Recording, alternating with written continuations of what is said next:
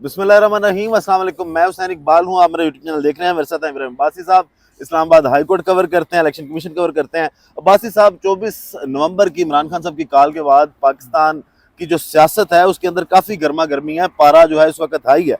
आज एक फैसला आया इस्लामाबाद हाई कोर्ट पे, जिस पे हम वीडियो भी कर चुके हैं पहले।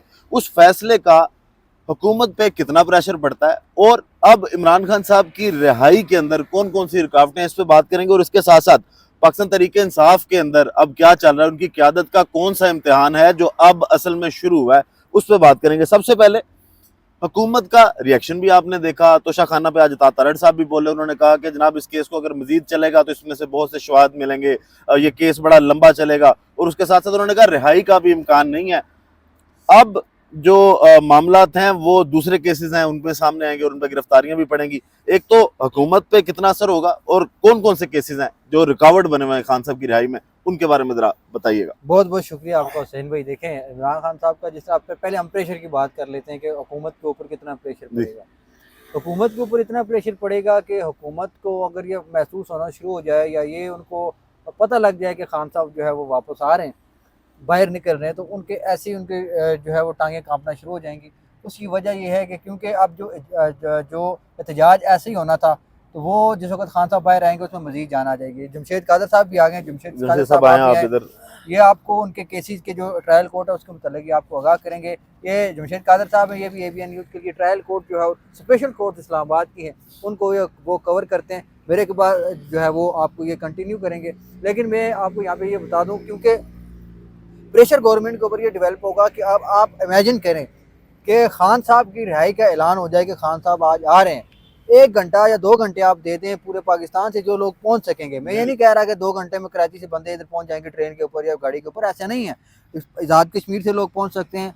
आप ये इमेजिन करें KPK से आ सकते हैं, जो एबटाबाद से लोग आ सकते हैं, साथ साथ पंजाब का जो करीबी इलाका रावलपिंडी शहरों में भी हाँ, निकलेंगे, जैसे लिबर्टी में निकले थे जब इमरान खान वो भी साहब। निकलेंगे।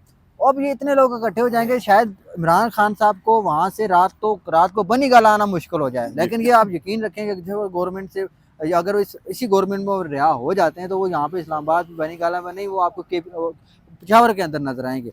और दूसरी चीज़ ये है कि अदालत ये जो भी चीज़ें चल रही हैं, हुकूमत ये एक्सपेक्ट नहीं कर रही, क्योंकि उनको ये कहा जा रहा है या उनके कंट्रोल में, आपको पता है हुकूमत के भी कंट्रोल में इस वक्त कोई चीज़ नहीं है। तो वो उनको एक शायद ये यकीन दिलाया जा रहा है, उम्मीद दिलाई जा रही है खान साहब बाहर नहीं आ रहे, कि बताने वाले जिन्होंने सारे मामला जो देखते हैं।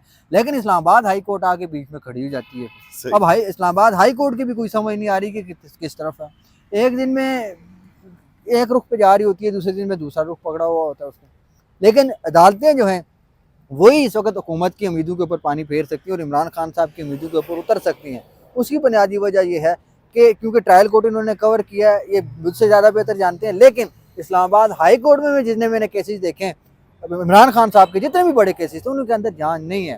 पहले मैं ये समझता था कि 190 मिलियन पाउंड के अंदर भी कुछ ना कुछ जान होगी, लेकिन जिस वक्त उसकी जमानत का केस हमारे पास लगा, उसमें मैंने ये चीज़ देखी है कि उसके, और दूसरा साथ में जो बरीयत की जो दरख्वास्त थी वो वापस भेजेगी ट्रायल कोर्ट को, उसमें भी इतने लूप होल उसके अंदर हैं, मौजूद हैं, कि वो भी इतनी देर से टिकेगा नहीं। और तीसरी चीज़ इंपॉर्टेंट, तोशा खाना 1 वाला जो मामला है उसके अंदर भी, क्योंकि अब प्रोसिक्यूशन खुद ये मान चुकी है कि ट्रायल जो हुआ है वो दुरुस्त नहीं हुआ, क्योंकि उसमें रात को 12-12 बजे 11-11 बजे जाके आप अगर आप बयानात रिकॉर्ड करवाएंगे मुल्ज़मान के, प्रोसिक्यूट करेंगे किसी मुलजिम को, तो वो आपको ऑटोमेटिकली जो है वो मिसकंडक्ट हो जाता है।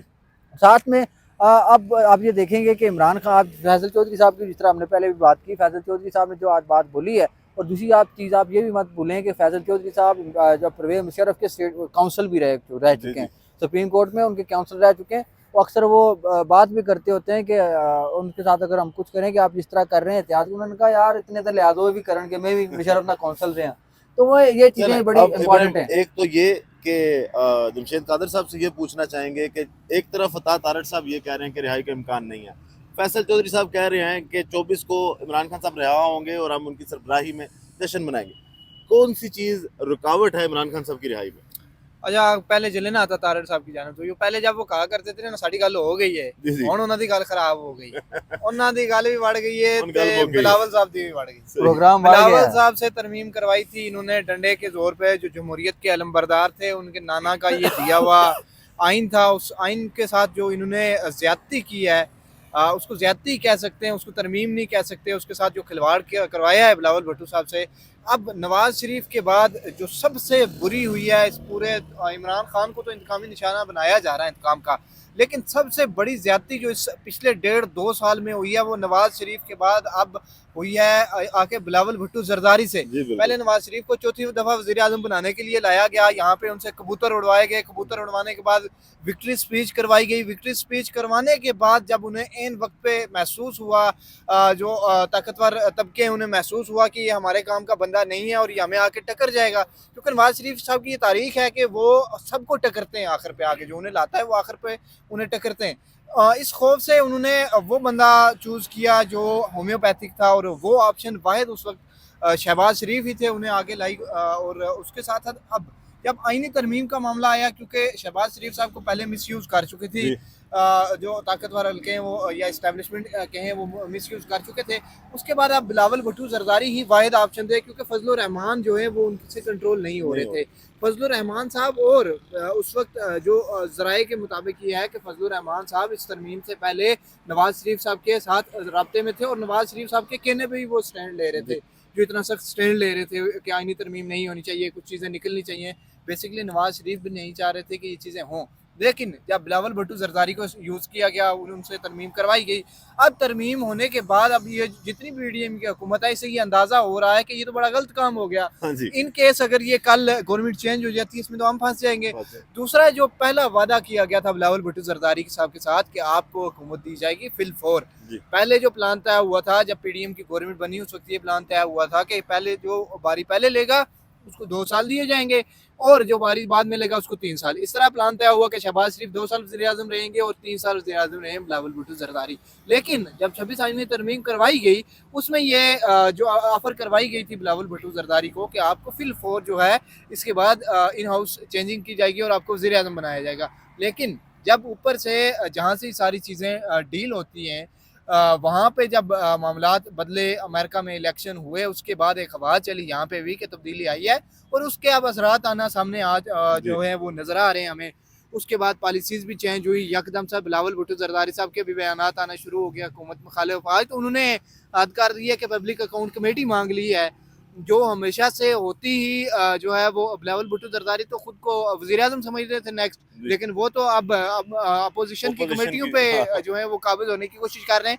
इसका ये मतलब है कि बिलावल भुट्टो जरदारी ने अपने जहन में अपोजिशन एक्सेप्ट कर ली है। इसका ये मतलब है कुछ बड़ा होने जा रहा है। कानून साजी जो आई है उसके बाद तो वो वैसे भी नून लीग के साथ नाराजगी का इजहार कर रहे हैं। वो कानून साजी जिसका था वो जिसमें सरकारी कुछ मुलाजमीन की मुद्दत मुलाजमत में तोसी दी गई है। उस वक्त तोसी के वक्त मसला नहीं था, तोसी के वक्त उसके बाद जो हालात चेंज हुए हैं, अब सारा मसला उससे हो रहा है। सही।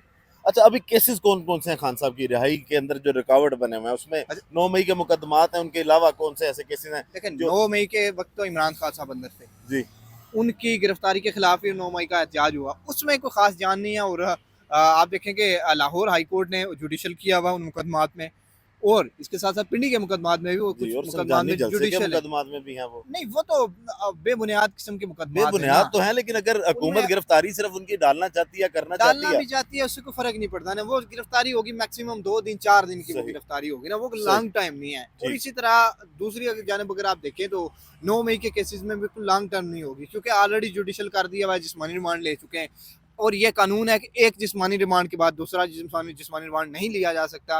और जब दूसरी साइड से अभी ट्रायल के फैसले नहीं हो रहे तो ज़मानत का हक बनता है। इन केस अगर लोअर कोर्ट्स उनकी ज़मानत रिजेक्ट कर देती हैं तो हाई कोर्ट ऑलरेडी जो है वो जमानतें दे रही है, क्योंकि हाई कोर्ट को सुप्रीम कोर्ट का भी थोड़ा बहुत अब एहतराम वो कर रहे हैं। आपके कहने के मुताबिक आप कुछ ज्यादा देर नहीं खींच सकते, लंबा नहीं खींच सकते। खान साहब की रिहाई में ज्यादा देर इस वजह से नहीं है कि अब कुछ रहा हुआ नहीं है ना।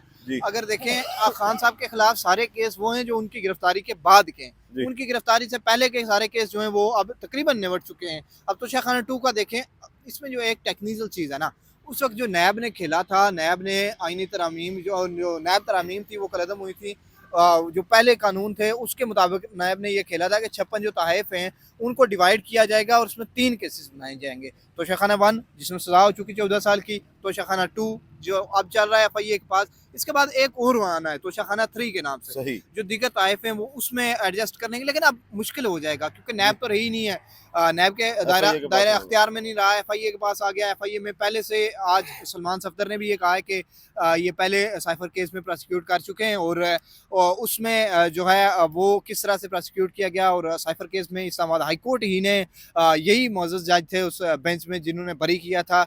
तो अब उसके अलावा 2-3 जो अहम केसेस है ना, कि इस वक्त मेरे नज़दीक साड़ी भी गल हो चुकी है दूसरे पासों। अच्छा। इन केस इस पे जो रिएक्ट कर सकती है वो इस वक्त मुस्लिम लीग नून कर सकती है। सही। पीपल्स पार्टी रिएक्ट करेगी मुस्लिम लीग नून के खिलाफ, मुस्लिम लीग नून इस वक्त रिएक्ट करेगी PTI के खिलाफ, सही। या फिर इस्टेब्लिशमेंट के खिलाफ। इस्टेब्लिशमेंट के खिलाफ या PTI को इस तरह निशाना बनाया जाएगा कि उनके पास 2 मेन केसेस हैं। वफाक के पास है FIA में जो इंक्वायरी पड़ी हुई है, ट्वीट्स, मुतनाज़िर ट्वीट्स, जो मुजीबुर रहमान वाला ट्वीट हुआ था इमरान खान साहब के ट्विटर हैंडल से, उस पर इंक्वायरी। और दूसरी वो जो हमारे सो कॉल्ड एक सहाफ़ी थे जिन्होंने इमरान खान साहब के खिलाफ ये दाखिला पंजाब में एक दरख्वास्त दी थी कि इमरान खान साहब ने जो अदारे हैं उनके हेड्स को जो धमकियाँ दी हैं, उसमें जो है वो 2 केसेस हैं। एक में पंजाब पुलिस गिरफ्तारी डाल सकती है और दूसरा FIA गिरफ्तारी डाल सकती है। इसके अलावा लेकिन वो लॉन्ग टर्म नहीं है ना, देखें आप कितने दिन गिरफ्तारी डालेंगे। अच्छा। दूसरी तरफ से आज एक मुलाकात भी हुई, अब मुज़ाकरात की आपने कहा ना साड़ी भी गल हो चुकी है, अब लोग सवाल भी पूछ रहे हैं कि क्या पाकिस्तान तहरीक इंसाफ के वाकई बड़े घर वालों के साथ मुज़ाकरात हो रहे हैं। आज जो मुलाकात हुई अली मीन गंडापुर साहब खान साहब से मिले, मीडिया से गुफ्तगू ने की, क्या उसमें वाकई मुज़ाकरात की जानिब की बातें हो रही हैं या बैक डोर के रास्ते चल रहे हैं तरीके साहब के साथ? देखें PTI कर रही है या नहीं कर रही, दूसरी साइड से भी इस वक्त मजबूरी है, ऊपर पॉलिसी जो है वो चेंज होती नजर आ रही है, हालात चेंज होते हुए नजर आ रहे हैं। क्योंकि जो अपॉइंटमेंट्स होने जा रही हैं, आपको पता है अमेरिका में जो अपॉइंटमेंट होने जा रही हैं, जो वज़ीर ख़ारजा आ रहे हैं या सेक्रेटरी डिफेंस आ रहे हैं, उनकी सोच क्या है, उनकी जाने से पहले कौन सी करारदादें आई हैं, ये बड़ी चीज़ें मैटर करती हैं। पाकिस्तान के हालात में मेरे ख्याल से अब काफ़ी सारी आवाज़ जो है वो तब्दील हो चुकी है, और एन मुमकिन है कि ये एहतजाज 23 तारीख को या 22 तारीख को जाके जो है वो जश्न में तब्दील हो जाए। ये एहतजाज और मौखर हो सकता है, कुछ भी हो सकता है इस हवाले से। आज फवाद चौधरी साहब ने भी कहा कि 22 तारीख को डिसाइड होगा कि हतमी फैसला पाकिस्तान तहरीक इंसाफ के एहतजाज के लिहाज से क्या होगा, क्या उससे पहले जो बातचीत हो रही है वो किसी साइड पे लगती है या नहीं लगती। अच्छा इब्राहिम, आखिर में सिर्फ इस पे जवाब दीजिएगा कि जो बुशरा बीबी साहबा जब से उन्होंने क़यादत संभाली और अब वो लीड भी कर रही हैं, आज उन्होंने वार्निंग भी की अली मीन गंडापुर साहब के साथ बाकी रहनुमाओं को भी, उस पे कुछ खबरें चल रही हैं या चलवाई जा रही हैं कि जी अब तहरीक इंसाफ जो है उसकी लीडरशिप वो बुशरा बीबी से खुश नहीं नजर आ रही, उनको अच्छा नहीं लग रहा उनका अंदर आना। तो क्या ये पाकिस्तान तहरीक इंसाफ की लीडरशिप का इम्तिहान है कि वाकई वो जो फिर उन पर इल्जामात लगाए जाते थे कि ये अपनी सियासत चमकाने के लिए यहाँ पे साथ खड़े हैं, खान साहब के कॉज के साथ कोई नहीं खड़ा, तो जिनको आज बुशरा बीबी अगर अच्छी नहीं लग रही तो क्या कल कोई खान साहब की रिहाई उनको पसंद आएगी? देखें 2-3 चीज़ें बहुत अहम है। जब ये शुरू में बुशरा बीबी गिरफ्तार हुई, उसके साथ साथ जो है जो इमरान खान साहब की बहनें गिरफ्तार हुई, तो उस दौरान ABN के ऊपर मेरे प्रोग्राम में मैंने ये बात की थी। बाद में इसको एंडोज भी किया पाकिस्तान तहरीक इंसाफ के कुछ लोगों ने कि जिस वक्त वो गिरफ्तारी हुई तो उस वक्त जो पाकिस्तान तहरीक इंसाफ के रहनुमा थे उनको 2 चीज़ों का डर लग रहा था। पहला डर उनको ये था कि जो अगर इमरान खान साहब की बहनें गिरफ्तारी देने के बाद अगर लीडर बन गई तो हमारी पार्टी में जगह ख़त्म हो जाएगी। दूसरा उनको डर ये था कि अगर ये इनको गिरफ्तार किया जाता है, कुछ महीना 1.5 महीना अगर ये गुजार देते हैं तो हमने इमरान खान साहब को क्या जवाब देना है। इस चीज़ का उनके पास कोई जवाब नहीं था। अब फिर वो हुआ वही। अब हुआ ये कि जिस वक्त अब जो बुशरा बीबी गिरफ्तार थी वो बस रिहा हुई, उसके बाद मजबूरी ये बनी कि जो पाकिस्तान तहरीक इंसाफ के जो लोग हैं जिनको 20-20 साल या 25-25 साल हो गए, वो ये नहीं चाहते कि पाकिस्तान तहरीक इंसाफ के अंदर जो है वो इमरान खान साहब के घराने में से, उनकी फैमिली से आके कोई चीज़ को लीड करे। उसकी भी 2 वजूहत हैं। उसमें पहली वजह ये है कि एक तो वो ये कहते हैं कि इमरान खान साहब ने खुद मारूसी सियासत का जो है वो अलम खड़ा किया है कि हम ये नहीं होने देंगे मारूसी सियासत। ऊपर से वो है वो अपनी बहनों को, अपनी बीवी को कह रहे हैं कि आप आके पार्टी को लीड करें। तो दूसरा उनका डर ये है कि हमने 25-25 साल दे दिए, हमारी मेहनतों के ऊपर ये पानी फेर रहे हैं। अब इसको दूसरी तरीके से, दूसरी जो है वो एंगल से आप देखें, उसमें ये है कि इमरान खान साहब को कुछ लोगों की तरफ से ये बताया जाता है या इमरान खान साहब खुद ये समझते हैं कि उनके जो फलां रहनुमा हैं वो पार्टी के साथ मुखलस नहीं है, वो कहीं ना कहीं कंप्रोमाइज़ है। अब इस वजह से जब इमरान खान साहब को, आपको पता है कि एक तो वो एतमाद बहुत जल्दी करते हैं, वो खुद भी ये बात करते हैं। दूसरी चीज़ ये है कि जिसके ऊपर उनका एतमाद ख़त्म हो जाए तो उसका ऊपर कभी वो इज़हार नहीं करते। उसके बेहतरीन मिसाल ये थी कि फ़रख हबीब साहब ने जिस वक्त पार्टी छोड़ी तो इमरान खान साहब के साथ वो शुरू से थे, लेकिन इस वक्त उन्होंने पार्टी छोड़ दी, तो इमरान खान साहब ने अपने रिएक्शन में ये कहा था कि मुझे पता था कि ये मुझे धोखा देगा। जी। तो ये वजह है कि इमरान खान साहब आप नहीं चाहते कि वो खुद किसी को बोलेंगे तो आप ये काम मत करो, आप ये काम मत करो। उसकी वजह ये है कि इमरान खान साहब नहीं चाहते कि उनको जो है वो डीमोटिवेट जो है वो कर दिया जाए, अपनी पार्टी के किसी रहनुमा को जो है वो डीमोटिवेट करें। वो अपने बंदे को अपना काम करने देते हैं। और बुशरा बीबी अगर साहब बाहर आके काम कर भी लेती है, इसमें कोई हर्ज नहीं है। जी। उस वजह से नहीं है कि अगर आप बुशरा बीबी पार्टी के मामलात को इस नज़रिए से संभालें कि आप बुशरा बीबी की मर्जी से, बुशरा बीबी कल आगे ऐलान कर दें कि सेक्रेटरी जनरल जो है वो खालिद यूसुफ चौधरी होगा, सेक्रेटरी जनरल जो है वो मिसाल के तौर पे सर सलमान सफदर होगा या कोई भी होगा, फिर वो आगे कह दें कि पार्टी प्रेसिडेंट गौर बैरिस्टर गौर नहीं बल्कि शिबली फराज साहब हैं। ये एक इन्फ्लुएंस का, ये आप कह सकते हैं कि वो है। पार्टी की जो है क़यादत करना अलग चीज़ है, आप क़यादत करना किसी मुजाहिरे की वो अलग चीज़ है। मिसाल के तौर पे अगर इमरान खान साहब जेल में हैं, वो कॉल देते हैं, उसको लीड करते हैं मुराद सईद साहब, इसका ये मतलब तो नहीं है कि पार्टी की कमान मुराद सईद साहब के पास है। वो सिर्फ उनको लीड एक पब्लिक गैदरिंग के लिए पॉलिटिकल स्टंट साहब ने भी तो किया ना 4 अक्टूबर वाला जो। बिल्कुल वो अलग बात है, उनको चाय पीने का मूड होगा चलेगा। लेकिन ये मैं आपको इस वजह से कह रहा हूँ, आप अगर किसी को पॉलिटिकल स्टंट करके अगर अवाम गैदर कर दी जाए तो उसको पॉलिटिकली कामयाबी समझी जाती है। उसको उधर तो ये नहीं देखा आपका काज क्या है, आपका काज आपने लोगों को जमा करना है, और आपको ये भी पता है कि आपकी क़यादत इसमें नाकाम हो गई है। और दूसरी चीज आपको ये भी पता है कि आपकी जो वाइफ है आपके साथ उसने गैर कानूनी तौर पर 1.5 साल 9 माह मेरे ख्याल से 9 माह जेल काटी है। अब वो खुद, अगर ये भी मुमकिन है कि क्योंकि खान साहब बुशरा बीबी की बहुत मानते भी, उन्होंने खुद कहा कि मैं खुद लीड करूंगी। वैसे भी लोगों को ज्यादा इस टाइम वो, क्योंकि जिस तरह आपने कहा कि वो विक्टिम नहीं है, होम डिपार्टमेंट वैसे भी जो है वो हैवी हो जाता है हर मामले। बिल्कुल ऐसी है। बहुत शुक्रिया आप दोनों के वक्त का। वीडियो का इख्तिताम करते हैं इस बात से कि अल्लाह ताला पाकिस्तान पर अपनी रहमत नाज़िल करे। पाकिस्तान जिंदाबाद।